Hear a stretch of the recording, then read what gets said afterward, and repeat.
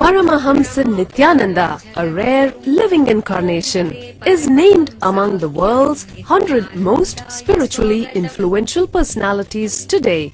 Paramahamsa Nithyananda has been placed alongside Dalai Lama, Nelson Mandela, Oprah Winfrey, Paulo Coelho and others by Mind, Body, Spirit, the world's top esoteric magazine from Watkins, London's oldest and largest bookstore.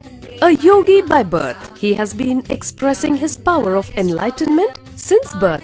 He has authored more than 500 books in Tamil and English. Translations of these books are available in 26 languages in Telugu, Kannada, Malayalam, Hindi, Sanskrit, Gujarati, Oriya, Bengali, Marathi, French, Malay, Polish, Portuguese, Italian, German, Danish, Spanish, Russian and Chinese. He is also an exemplary speaker with over 10,000 hours of profound life solutions through his discourses. Social services such as Annadan, free medical care, free educational services with ashrams, schools, temples, hospitals established in more than 140 places around the world, offering exceptional services. A powerful spiritual healer who has healed millions of people of diseases from migraine to cancer. A Kriya Yogi who has formulated Kriyas for physical health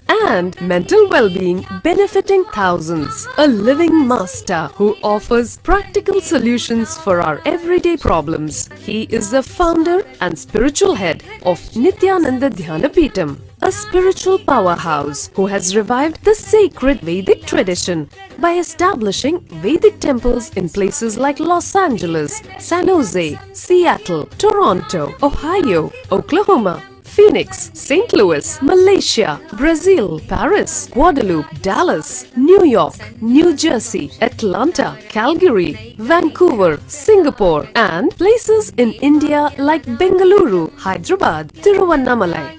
A spiritual guru for 10 million followers, an incarnation who transmits the highest spiritual energy through initiation, a contemporary yogi who has revived the Vedic science of yoga worldwide through thousands of yoga centers, an adept in Ashtamaha-siddhis, mystical yogic powers, who has effortlessly awakened the Kundalini of thousands and graced them with spiritual powers, a dynamic young guru who is an inspiration for thousands of youngsters, India's most watched spiritual guru online, a beacon of spiritual light who has triumphed over the forces of religious terrorism and political persecution. Paramahamsa Nithyananda is an eternal Kalpataru, blessing the world with the boons of material abundance and spiritual enlightenment.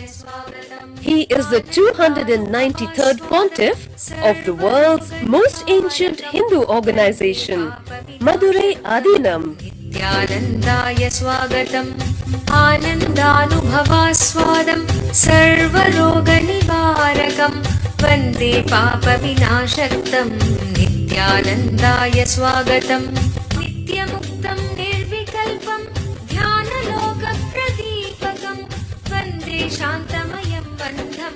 Nithyanandaya Swagatam, Ananda Gandha Sancharam, Sarvopati Vinirmuktam.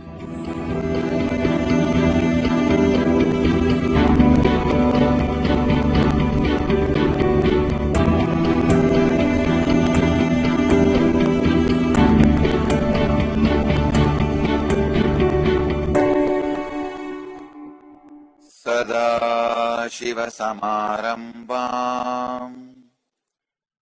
Jnana Sambandhacharya Madhyamam Asmadacharya Varyantam Vande Guru Paramparam. One of my ashramite was asking me, Swamiji, in one of your discourses you said, we don't worship idols, we worship through idols. But suddenly day before yesterday's discourse, the first day Shiva Sutra, you said, deity is God, deity does not represent God. Is it not contradicting?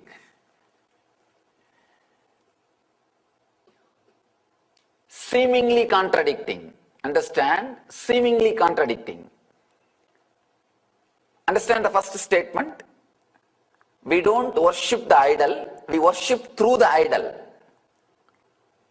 Second statement, deity does not represent God, deity is God. Worship through idol happens only when you feel deity is God. Not when you feel deity represents God. When you think deity represents God, even then there is a gap between you and the divine. You have some idea. Only half of your energy will pay attention and devotion to this object which is in front of you. See, basically, you cannot conceive the idea of God or divine as long as your mind is functioning in the physical frequency. As long as the body and mind is functioning in the physical frequency, naturally you cannot conceive, you cannot understand something which is beyond your frequency. In the dream state, you cannot conceive a life or consciousness in the waking state exists. You cannot remember, you cannot understand anything about waking state in the dream state. Whatever idea you may have about your waking state, in the dream state is only idea, not the reality. Not the reality. In the same way, in the waking state, you cannot have any idea about the superconscious state, about the divine. So naturally, you need to have something which you can connect or relate. When you really disappear into that, only then you experience the higher conscious state. It's like a strong nightmare, how it wakes you up, how it brings you out of the dreaming state. See, your whole inner space, when you are dreaming, your whole inner space should be shaken by any one object. Only then you will come out of the dream. For example, you are dreaming as if a lion is chasing you or an elephant is chasing you. And the dream itself, you have an idea. I think in the form of elephant, my own desires or fear is chasing me. You won't get up. Surely, you will not wake up.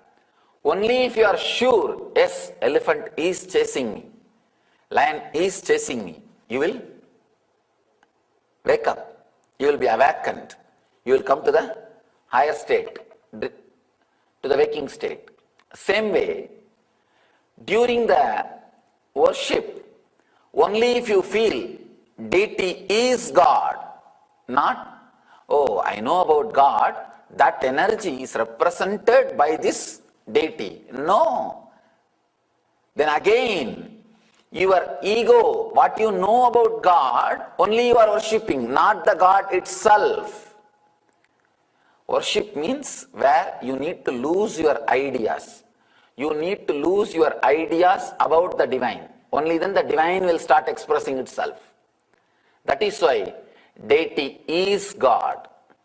Do not think deity represents God. Only when you understand deity is God, worship through the idol happens. Till then, you will be doing only idol worship. There was a beautiful statue of elephant carved in teak wood. When you see the elephant, the idea of wood disappears. When you see the wooden statue, the idea of elephant disappears. When you see externally, the world hides the God. When you see internally, God hides the world. Very beautiful description.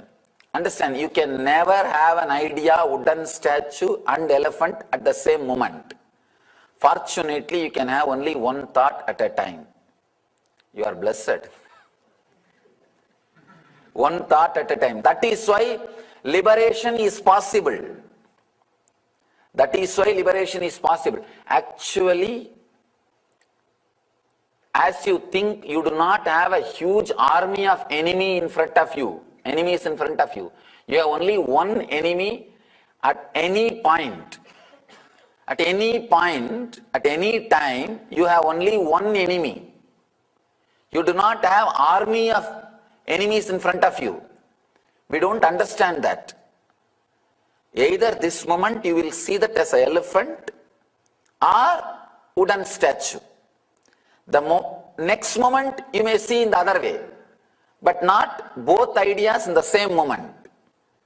Same way, either you see the world or the God. When you see the whole thing as divine, suddenly the world disappears. All the 5 elements as hidden, it has covered the divine. When you have the intense vision to look deeply, all the 5 elements disappears into the divine. If you see the deity, you cannot see the statue. If you see God, you can't see statue. If you see statue, you cannot see God. You can see only any one thing. Only when you see the deity as God, you will lose yourself. Worship through the idol will start happening. Worship through the idol will start happening when you lose yourself into the deity. When you know for sure the deity is alive.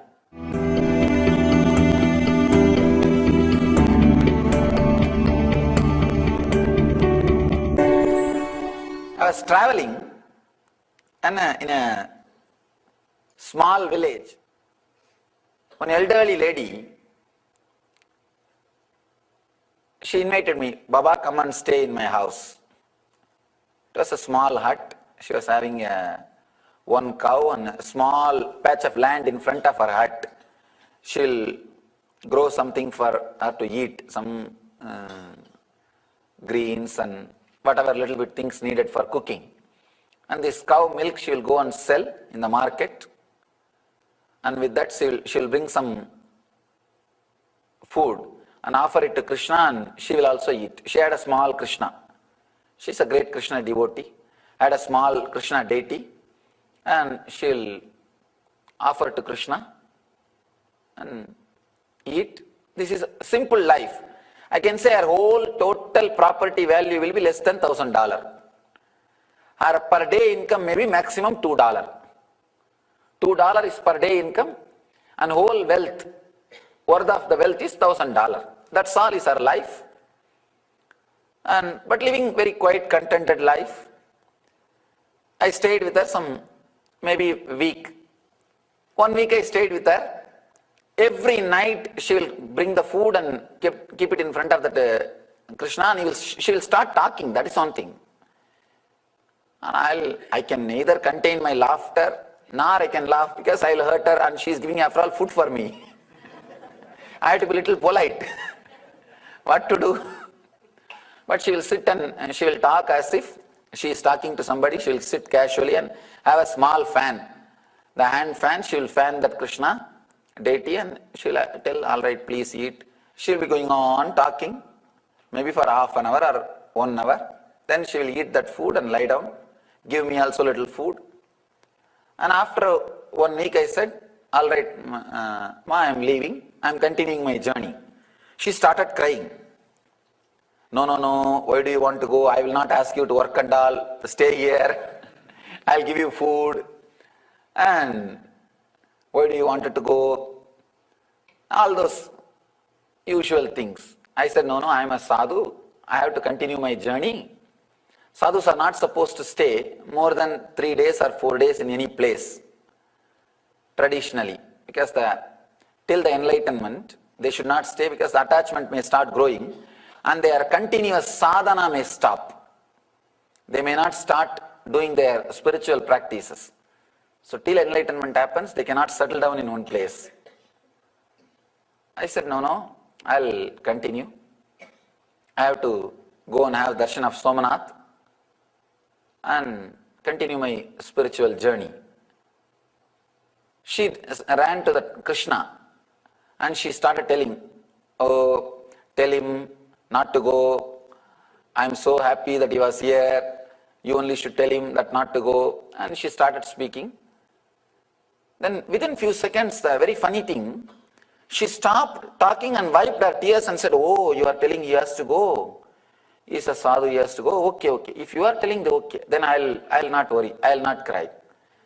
She consoled herself as if Krishna is talking back. This is too much. All these days, she was talking to Krishna, okay, I can put up with that.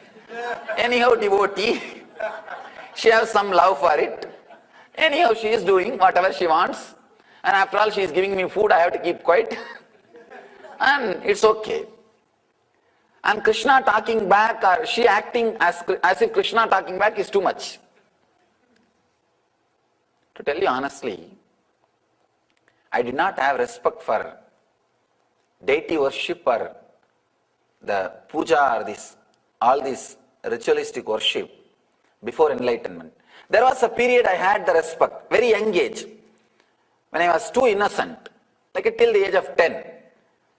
After the age of 10 only, I started studying this Vedanta. Having the knowledge of Vedanta without the experience of Vedanta is the worst thing can happen to human being. No, really, I'm telling you. Knowledge of Vedanta, but without the experience of Vedanta. Because it gives you almost a pseudo feeling you have everything, you know everything, you are the greatest person in the world. And practically, you will not have any respect for anybody, not only to traditions, anybody. You will be such an idiot. You will not know that. That is the problem. If you know you are an idiot, at least you can save your face. You will not know, but everybody will know.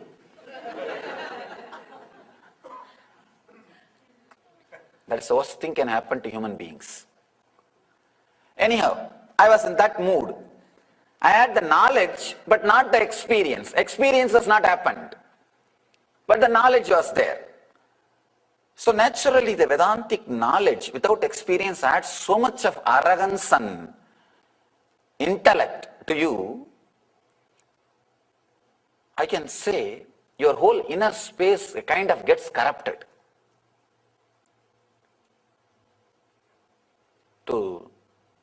If you are feeling hurt, sorry, but I am telling you exact truth. I have seen hundreds of monasteries where people sit and study this Vedanta for 20 years. I really feel sorry for them. If they can spend the time in sadhana, it will be so much fruitful.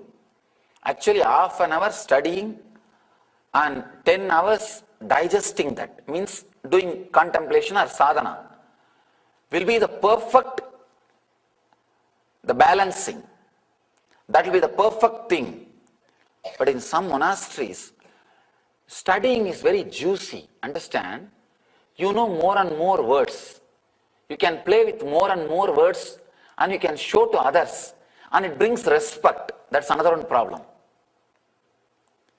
Having the knowledge without having the experience is the worst state. You will not respect anybody. You will not respect anything. You will be so dry within you and without the inside and outside.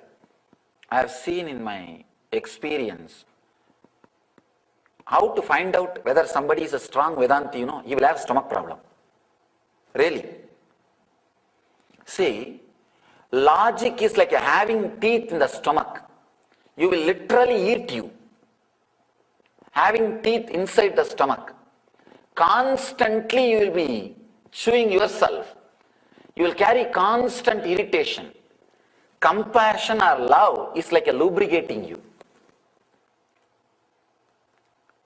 Intellect, just intellect, is like a continuously turning your nerves and creating more and more stress, you will have stomach problem.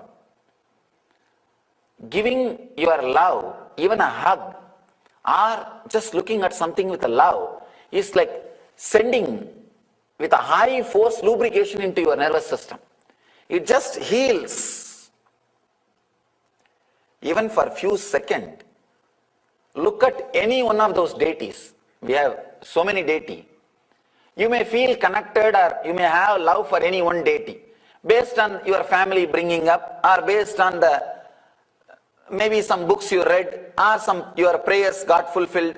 Just sit there for 2-3 minutes. Look at the deity with a very deep love. You will see your whole system will be lubricated. It's as if like a amrita. The nectar is spreading through your whole system. Sit and read some dry books, strong intellectual book. It is like as if your nerves are being turned or churned, or the stress getting created inside your nerves. I was a kind of such a sharp intellect, logic, never had respect. Till the age of, from the age of 10 to till enlightenment, I did not have respect for all these things where heart needs to be used. Because all my energy and time was spent in intellect, the knowledge. Did not give so much respect for the necessity of developing the heart. Anyhow, when I heard that she talking back about me going, the Krishna says, no, it's okay, don't bother. She's telling, oh, it's okay, oh, you are telling that you should go, I should be consoling myself, all right. That was little too much. I went near her and said, I told, Mataji, you are praying to Krishna, that is okay. But what you are talking as if he is talking back to you, this all illusion, you should come out of it. So I told, these are all illusion, you should come out of it. You should eat healthy food and stay healthy to come out of all this. And she was so innocent. She said, no, Baba, I'm not lying. Don't you see he's sitting? And she just held my hand. I promise, I saw Krishna there. He was sitting there. Just a simple child. I tell you, with what intensity you see me now, I promise, at least deeper intensity than that, I have seen Krishna there. He was there. Just small baby, as he was described in Bhagavata, with a small flute in the hand and putting his hand like this on the face, very innocently, with a peacock feather, all the uncleaned hair and very dirty mouth, all that food was there on the mouth and unwiped, and just that small little baby, he was there. The shock was from the very root center. Understand? The shock was from the very Muladhara chakra, from the root, my being was shaken. It is, you can understand, even if I had the small doubt she is a saintly lady, I wouldn't have went and told her, you should come out of all this illusion and you should stop doing all this foolishness. You should be very healthy. I would have never told that. Such a simple, unassuming, no external expressions of any saint or a divine being in her. A simple lady, village lady, maybe 70 or 80.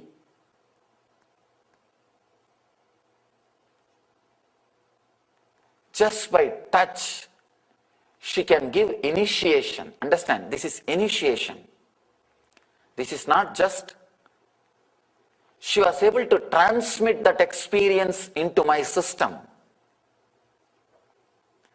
It is not that when she held her hand, I was convinced Krishna is there. No, I saw clearly he was there. The shaking or shock was so much, just fell at her feet. I can remember very clearly, after falling at the feet of the Kuppammal, my first inspiration and great teacher, after falling at her feet, with that same reverence and respect, second person whom I fell at the feet means only this lady.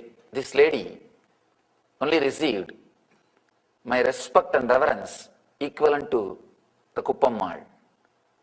I just fell at her feet and said, never ever call me as Baba. You are my Mata. Because as long as she was holding my hand, Krishna was there. I saw. The moment she took her hand out, it disappeared. I was again same old intellectual.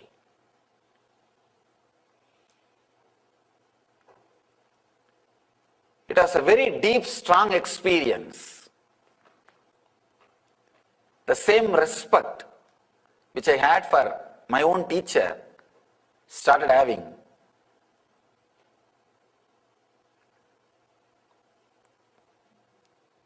After that, I never ever had doubt or disrespect about this Murti Puja or this worshipping the deity. Even if I go to somebody's house, I'll go to the puja room first and do the namaskar. Sometimes my own photo also will be there. Even then, I'll not bother. First thing I'll do, show the camphor and do namaskar.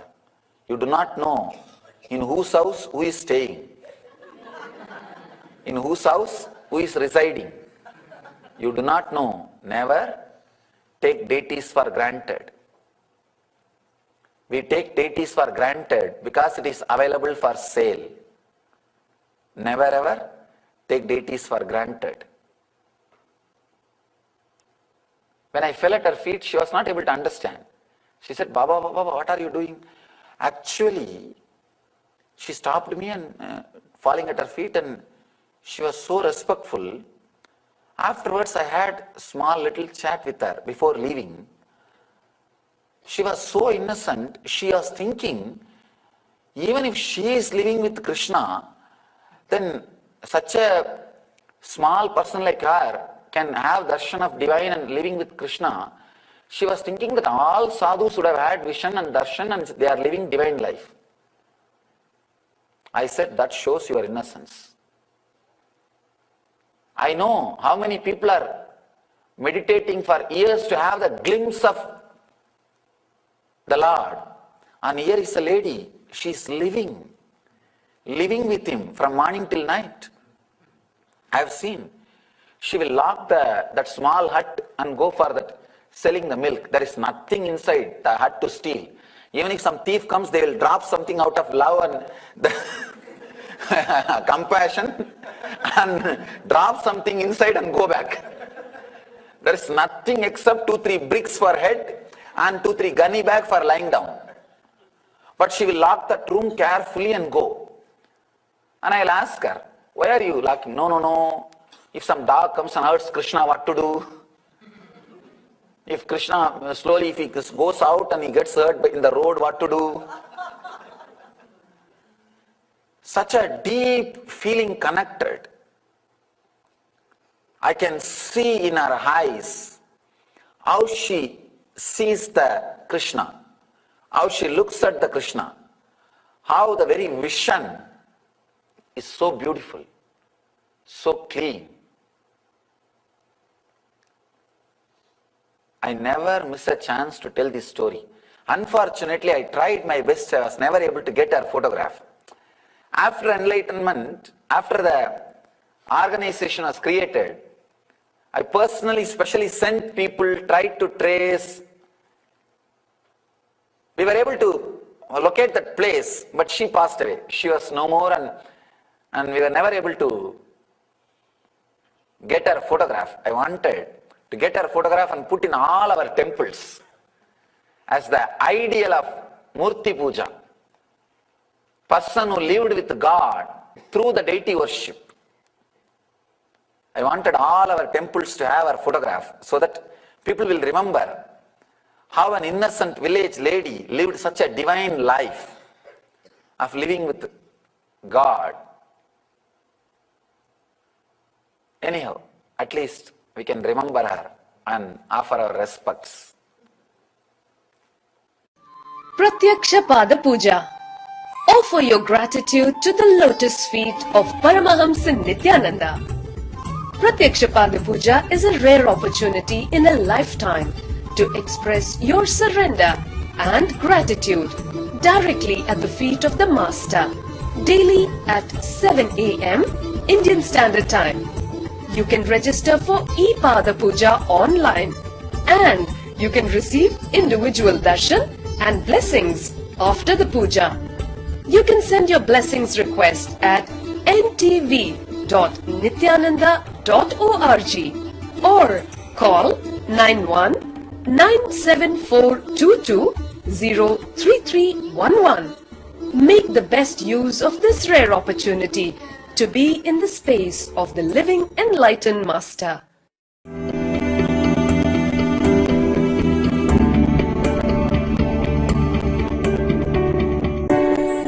Anything great worth mentioning happens to you only when you open up. Opening up even to a small statue or an idol can make so much in you. Understand? To whom you open up is not a big thing. To whom you open up is not a real thing. Don't bother. To whom you open up. If you open up, even a statue can liberate you, give you enlightenment. The life of Ramakrishna, great enlightened master, he became enlightened just by opening himself to a Devi Murti, a statue of a Devi, goddess. It's just a statue. He opened himself. I should tell a beautiful incident in Ramakrishna's life, how the power of opening up makes that statue alive. Vedic tradition is always blamed by the so-called logic people that they are idol worshippers, they are worshipping idols. I tell you, no. Vedic tradition does not have idol worship. We don't worship idols, we worship through idols. Understand, there is a big difference between worshipping idol and worshipping through the idol. We don't stand in front of idol and ask, oh stone, give me boon. Oh metal, give me enlightenment. No. Oh Shiva, give me enlightenment. Oh Krishna, give me jnana. We worship through the idol. When you open up, when you really relate, you will realize the power of the idol which is in front of you. Anything can act as a medium to the existence, to the universe.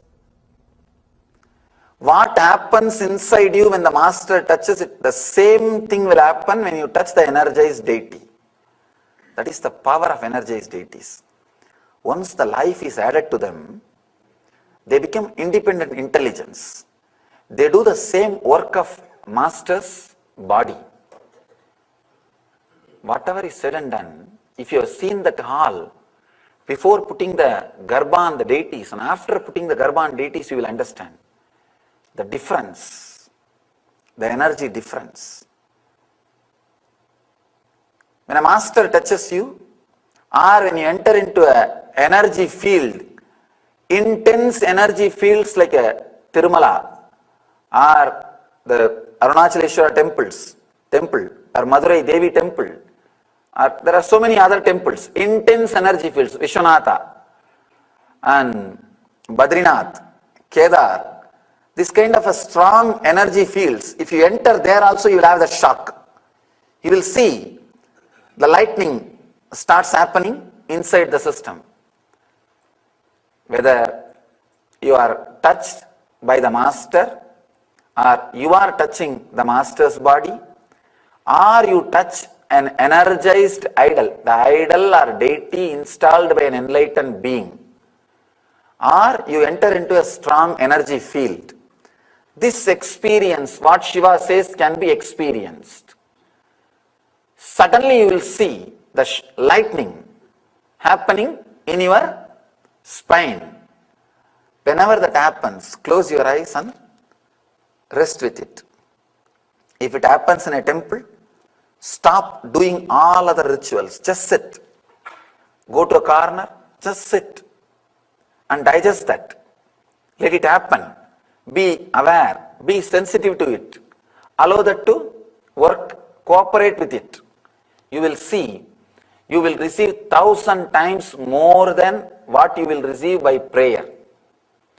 Prayer is like you are trying to connect. This experience is like he is trying to connect. Whenever he calls you, it goes to voicemail.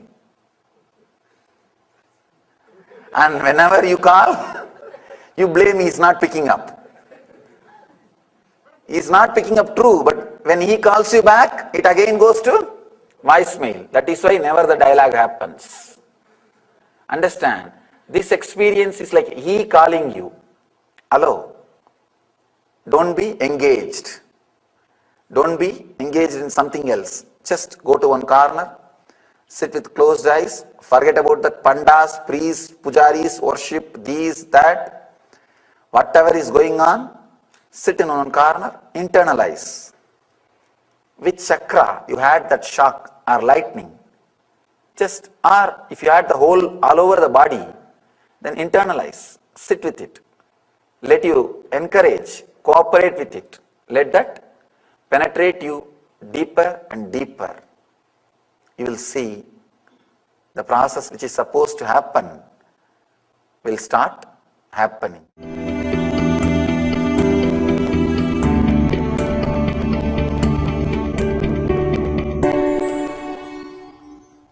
Dear Swamiji, lot of people you have talked to us about, they had a strong background on worshipping through the idol.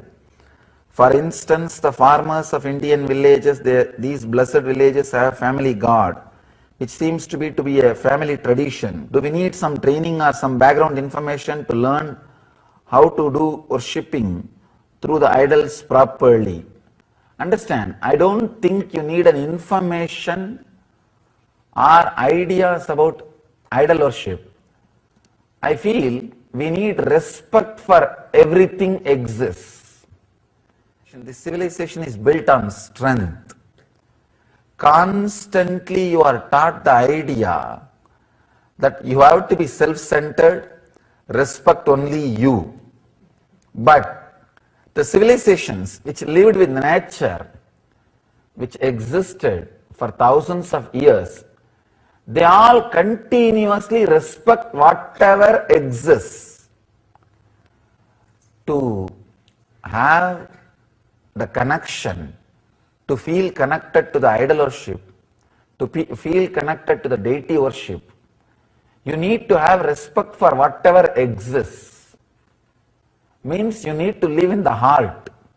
You need to live in the space of compassion. You cannot be constantly living in the space of hate. Everything exists is living energy. Only different degree of life. Even Himalayas are growing. Even hills are living energy. Understand? Different frequency of life, but whatever exists is life, is energy. When you start respecting, when you start living with that respect, whatever exists is energy, suddenly you will see the whole nature reciprocates. The whole nature lives with you. In India, the tradition of wandering, so many people will walk by foot length and breadth of country, visiting all the temples and pilgrim centers. I used to wonder how they are able to do, especially going through the forest and all that. I saw after a few weeks or months, they feel connected to the nature. So nature completely cooperates with them. Whether it is rain or shining or Whatever, animals or tree, everything takes care of them. Even though logically it is difficult to understand, once you start living with little respect, you will see so many ways nature respects you. Nature reciprocates that love. To do the idol worship, I don't think you need some information or knowledge. You need this feeling connection, respect for whatever exists. If you close your eyes and meditate with yourself, it is meditation. If you do that same thing with open eyes, with a deity, it is a worship. In both, process is same. It is like offering different varieties of meditations, different varieties of experiences, different intensities. That's all. Whatever is said and done, you are in the physical plane. The things related to physical plane will have a direct impression over your system, direct influence over your system. So, for a beginners or for the normal person who wants to experience the truth, the worshipping through the idol just does amazing transformation. This person is asking, can person enlighten only with idol worship? Oh, just with idol worship. I can say, you can become enlightened just with idol worship, but you must be able to develop that depth just through the idol, which usually does not happen. After a certain level,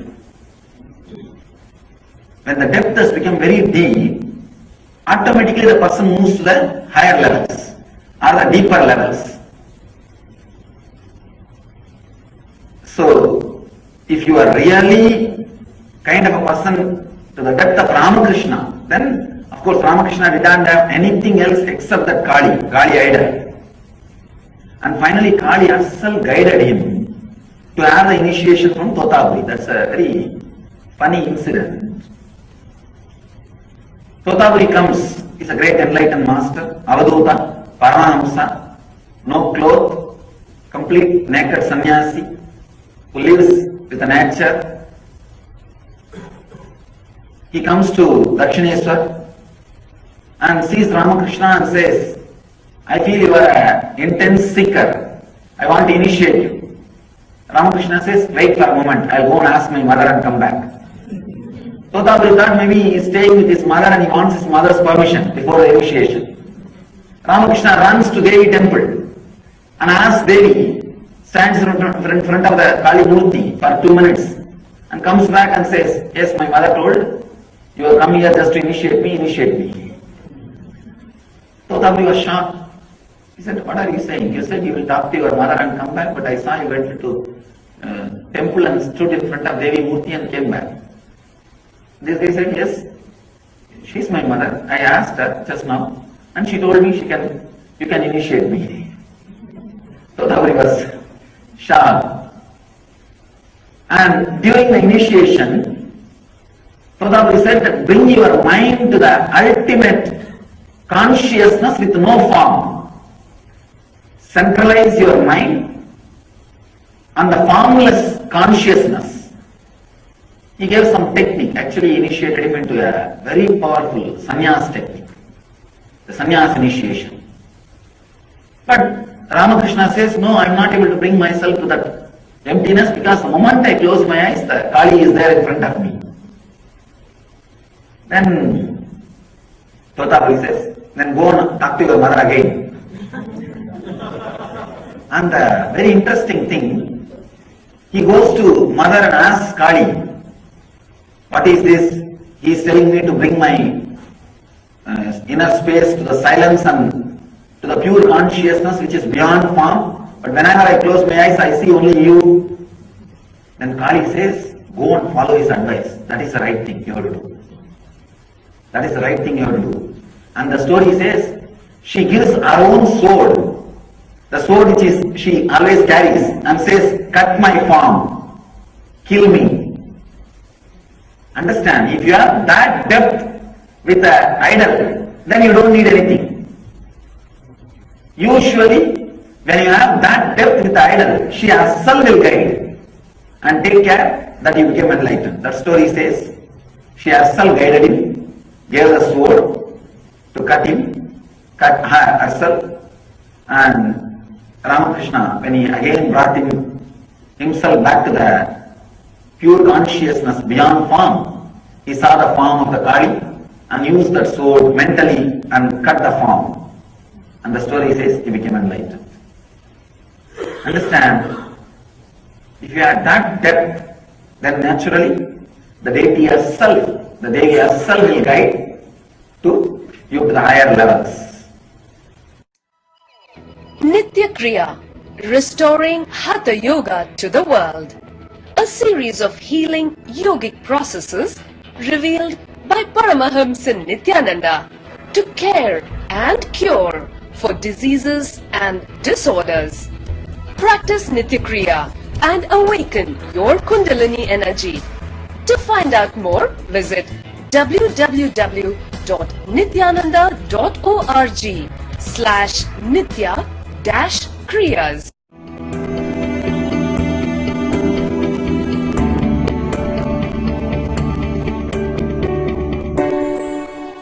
During my wandering, I was resting in the noon time under a tree, putting my head on a small stone, which had turmeric, all that little puja was done on that, but I did not expect it is worshipped by somebody as God. I put my head on this stone, I should not say stone, deity for somebody. Once it is deity for somebody, it should be deity for everybody. But foolish, unfortunate civilizations do the other way. Once if somebody is accused for somebody, he is accused for the whole world. That should not be the case. If he is deity for somebody, deity for everybody. And if he is accused for somebody, he is accused only for that person. And we do completely opposite. So, I put my head by mistake, without knowing, the deity on deity. Usually when there is a turmeric powder smeared, snakes will not come there. That is why in the snake holes, before worshipping they will put the turmeric powder. Snakes won't come.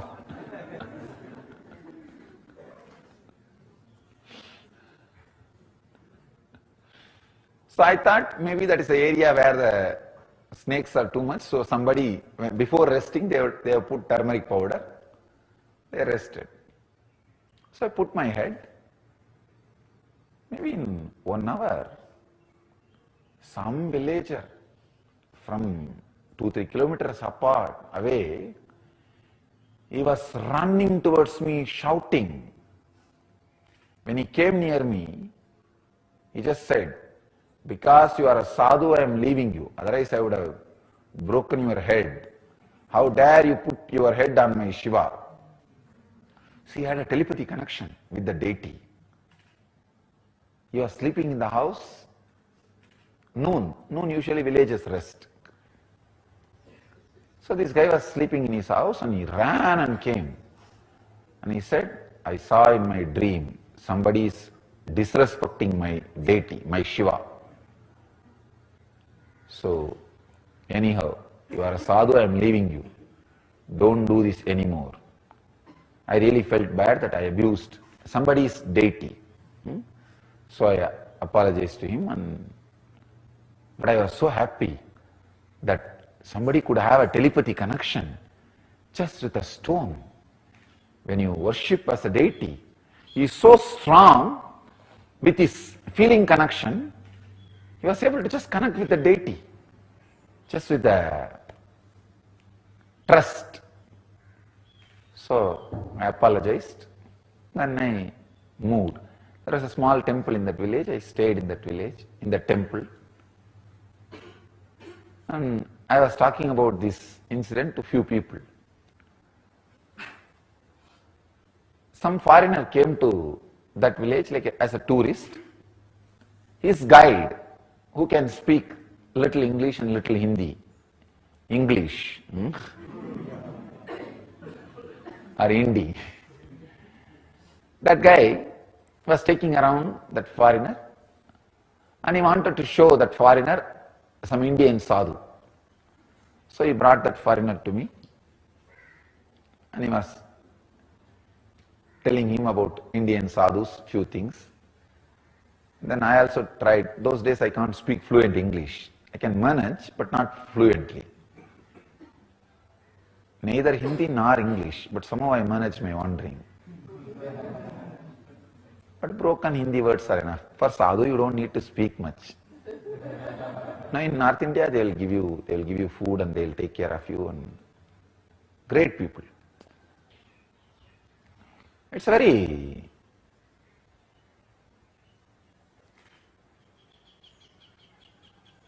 beautiful civilization. In the north, so much of respect and love for the sadhus and for the tradition.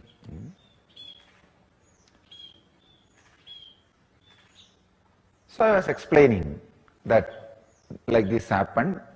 I put my head on the deity and that guy came running. He had a telepathy experience with the deity, that he felt like he should protect it, that somebody is abusing it. Then he came running. I apologized. I told the whole story. This foreigner was really, he got the curiosity. Wow. He wants to meet that villager. So anyhow, this local guide said, I'll get that villager, don't worry, because I described how that villager looks. Then this guide took that Westerner to that villager. I also wanted to see the fun. I went there. I also went. And during the conversation, that Westerner, he asked that villager what happened and all that, and that villager described, like this, I had a vision that my Shiva is being abused by somebody. I ran and I saw this sadhu was putting his head on that Shiva and I drove him out. He described all the story, and then that foreigner asked, that Westerner asked, how did you feel this? How can this happen? He said, no, I feel it is Shiva for me, and so through this deity, Shiva responds to me. That foreigner, I don't know whether he wants to test that villager or really he offered. He said, if I give money, will you give this? I'll give you $5,000. Means now 2.5 lakh. I don't know at that time what value. At least few lakh. Few lakh is not a small money. The villager, maybe his whole property will be only that much worthy. Whatever property he has, his house or little land, whatever he has, the whole thing will be only that $5,000 worth. And I thought really that villager is going to jump on that foreigner and finish him off. Shout at him or abuse him or drive him out, saying, how dare you bargain, give money, fix a price for my God, for my Shiva. I thought there is going to be big ruckus, chaos, big scene. I was just keeping quiet. I was really surprised. That villager very simply said, please take it. He gave it away. He said, please take it. Give the money and take the deity. And that Westerner really wanted to carry that as a souvenir. So he gave the money and took it. I think he gave in Indian rupee and took it. That guide, he also made little commission in the fixing the bargain. Everything was done. I was really shocked. Then after that, Westerner went away. I caught hold of the guide and caught that farmer, that villager, and asked, how dare you sell your God? He was very cool. And I tell you honestly, he had a telepathy experience with the deity. It was not lie. It's a truth. He was very cool. And he told me very cool way, Swamiji, I did not sell my God. I just sold a stone which I thought as worshipped as God. I'll put another stone. And not only that, with this money, I'll build a temple for that stone.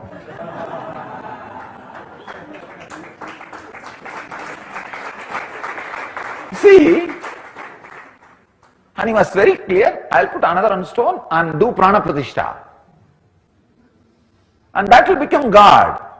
Now I did two things. One, satisfied a Westerner and inspiring him in the tradition. You see, he will carry this. It will be a God for him. So in a way, I am responsible for spreading Vedic tradition to one person. True. See, he said, naturally he is going to carry it and worship. And I know the science of doing prana pratishtha. I will put another on stone and worship it as a god. And this new stone is going to do the same work for me which the old stone was doing. So I have the ability to do prana pratishtha. I was really shocked. Understand? See, especially when you have some extraordinary experience with a stone, it is not an easy joke to retain the clarity. I put energy into it. Even though it speaks to me, it is my own trust. It is my ability to do prana pratishtha. This is what I call, even if you have the Daiva Bhakti, you should ultimately know the truth. It is Atma Bhakti. Your own Atman, you are seeing it as God outside. So the Deva Bhakti should lead you to the depth of Atma Bhakti. I was shocked, a villager can have so much of clarity. And that guy really did not spend that money on himself. And he put another one small deity as Shiva and built a small temple. Not big, but small temple he built with that money. Still the temple is there. The idol should be used as a representation of the God. Then after some time, the very idol itself will radiate the divinity. You will feel the very deity is God. There is no God represented by that idol. The idol itself will become God. That is the ripe devotion, intense devotion. This is the basic sutra. Naturally, your way of worship, everything will change as you evolve. In the initial level, it will be very decent, formal worship because you think that this idol represents God. And slowly you will see it becomes very intimate, not formal, very intimate. And that's what Ramakrishna says. Puja should ripe into seva. In normal puja, first, once you cook, the fresh food will be put in front of the deity, in front of the God, and you will offer it to the God through the idol and eat. Once it ripes and really becomes intimate, when Ramakrishna used to do puja, he will first taste it and see whether it is nice or not, is it good food or not, hot or not. Then he will put it in front of the God. Means the relationship has become matured and the intimacy has grown. The devotion, the connection has happened. So if you evolve in your devotion, the connection also, the way in which you do worship, that also will evolve. For example, if you see in our temple, after 10 o'clock, all the deities will be put to bed. You will see small deities will be there in front of each god. In front of Vishnu there will be small Vishnu. In front of Shiva there will be small Shiva Meru representing Shiva energy. They will all be put to bed.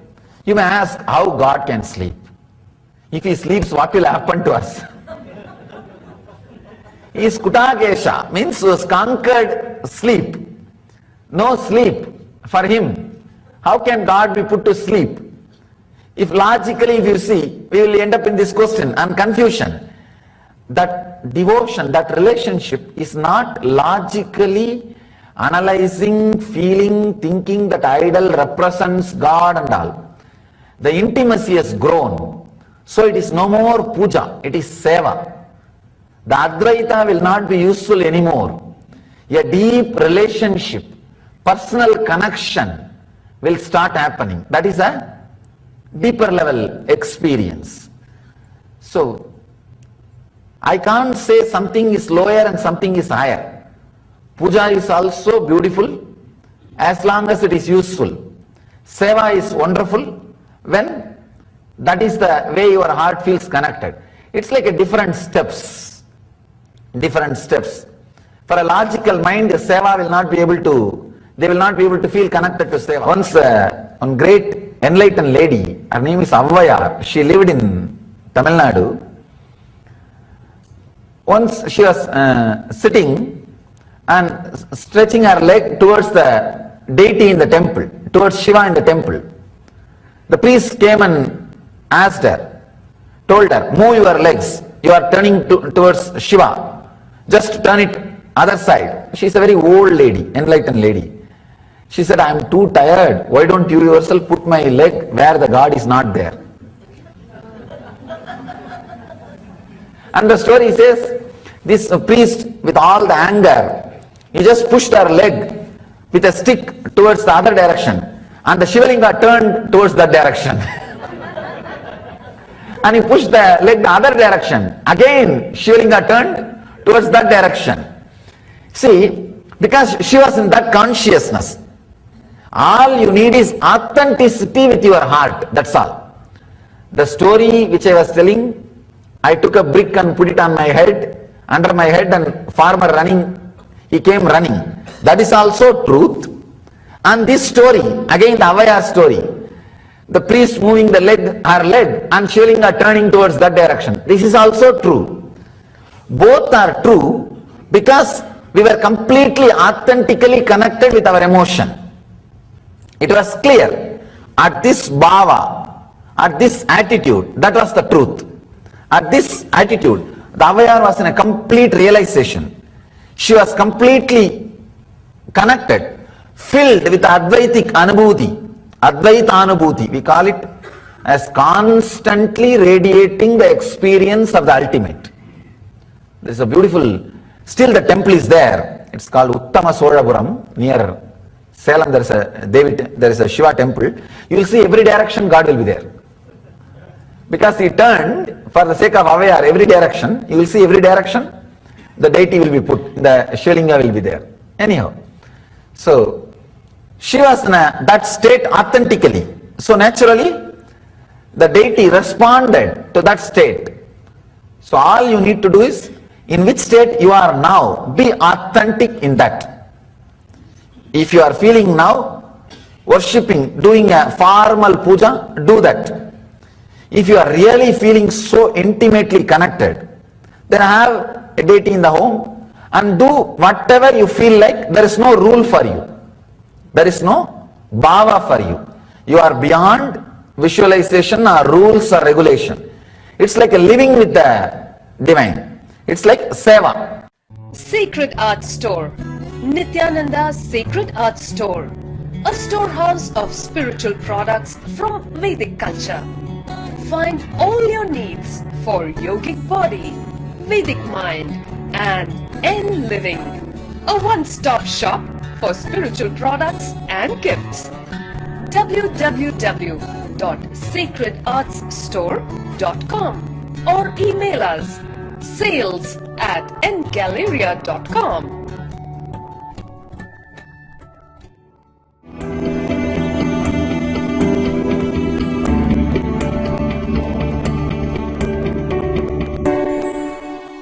When you deeply feel connected to a master, when you deeply feel connected to a deity, to a god, to a statue,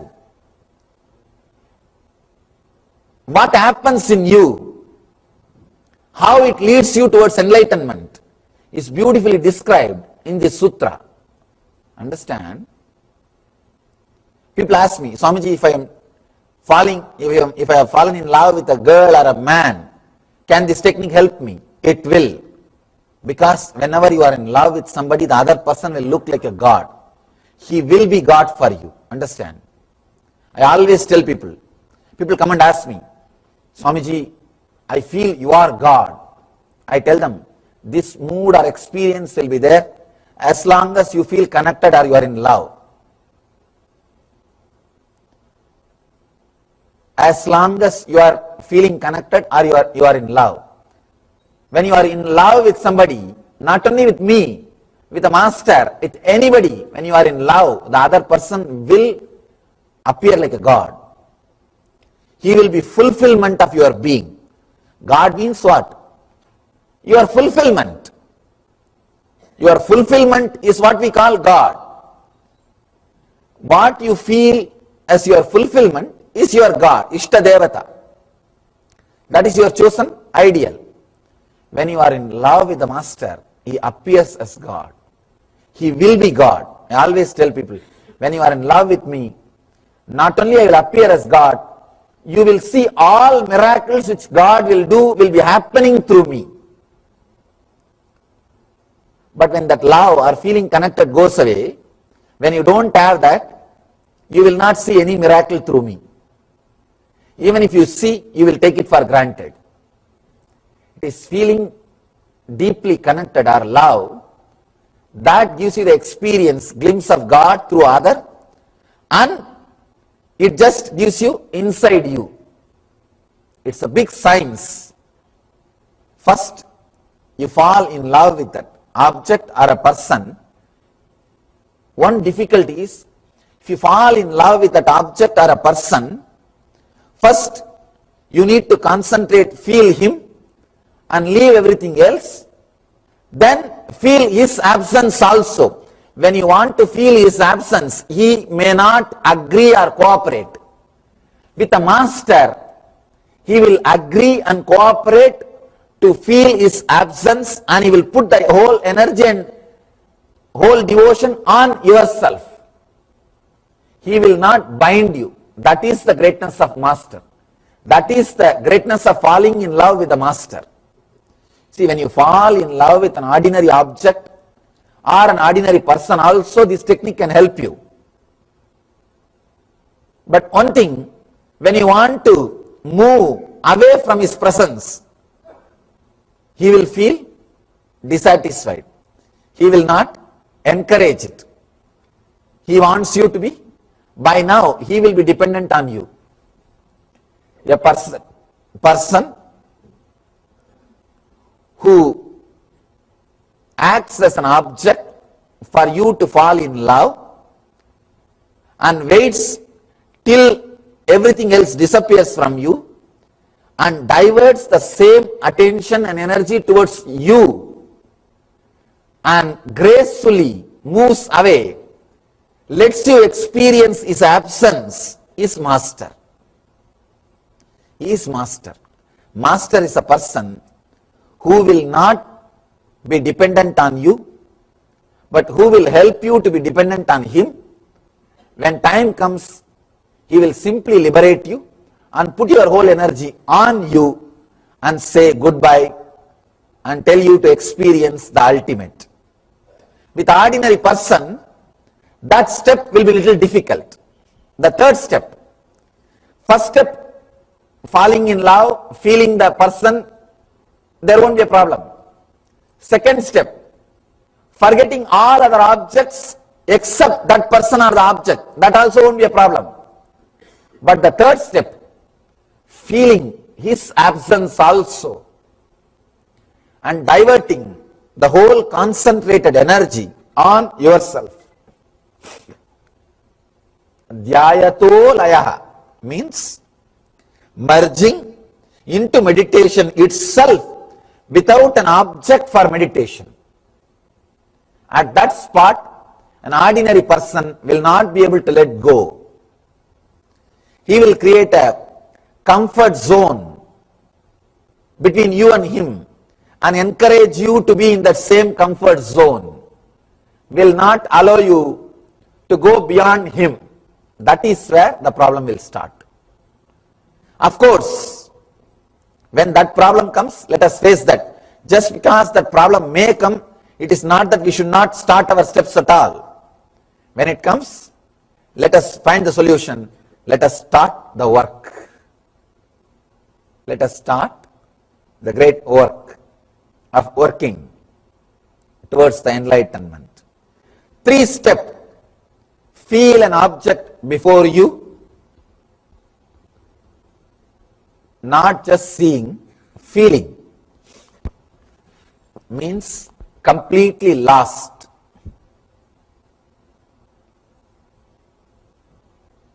Feel the absence of all other objects and persons but this one. Exclude everything else. Just be completely lost with that one person or with that one object. Let there not be anything else. Exclude. 3rd step, when you really feel that there is no object, suddenly after some time, you feel, oh God, I was sitting here with Swamiji for 3 hours, and suddenly after the lecture you wake up, not from sleep. You think, oh God, there are so many people around me. Or suddenly you see, when did you come and sit? You ask the next person. And you ask the person, when did you come and sit? I did not even notice. If that happens, means you excluded.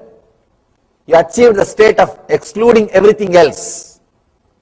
Then you need to go to the 3rd step. Means now unclutch from master also. Feel his presence, his absence also. Then leaving aside the object feeling and the absence feeling, realize. Object feeling means the presence. Absence feeling means absence. Leaving aside both, realize. Let you realize, let you disappear just in yourself. See, in Ramakrishna's case, he was so connected to that Kali Murti, he felt that Murti was alive. Just now, few months ago, I went and saw that Murti. When I saw that, it was such a overflowing, such a fulfilled feeling. Just a 3 feet stone can give enlightenment. See the amazing thing. It's not more than 3 feet Murti, just 3 feet Murti. Black stone. It can give enlightenment. He was so strongly connected. First the feeling of the object happened.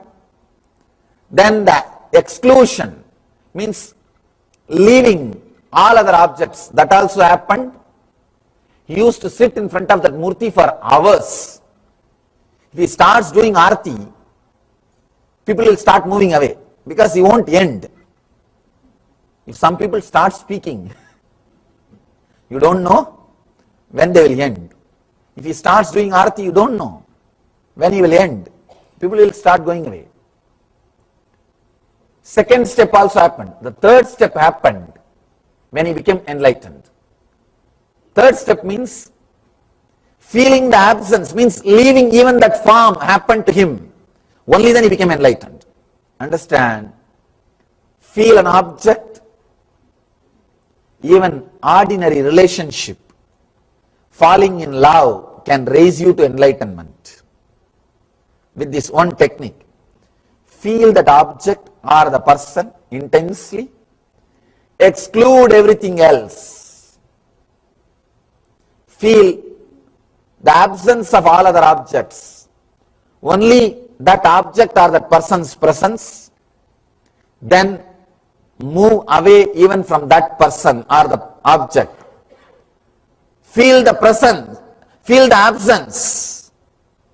Suddenly you will see you are centered on you, on your deeper self, on your consciousness, on your very being. Let you all achieve experience, live, express, radiate, share, and explode in eternal bliss. Nithyananda. Nithyananda Dhyanapitham, Nithyananda Nagar, off Mysore Road, Bidadi, Bangalore, 562109. Contact 09742203311. www.nithyananda.org. www.youtube.com/lifeblissfoundation. Welcome to Inner Awakening, the most powerful personal transformation retreat you could ever experience. In just 21 days, thousands are already experiencing the shortest route to constantly high energy levels, visible anti-aging, healing of chronic diseases, fulfilling relationships, and higher states of consciousness. What is the secret behind this transformation?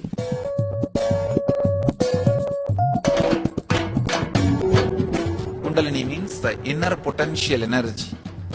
Once it is awakened, opens the different doors for the conscious experience in you. I can say which is a master key for all extraordinary spiritual experiences.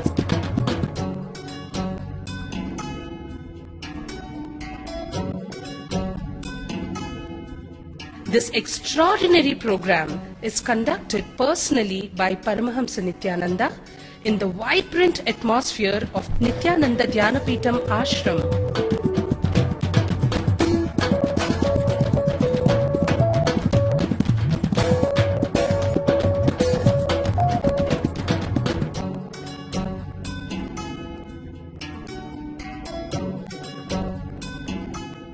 Open yourself to the benefits of Nitya Yoga and practical meditation.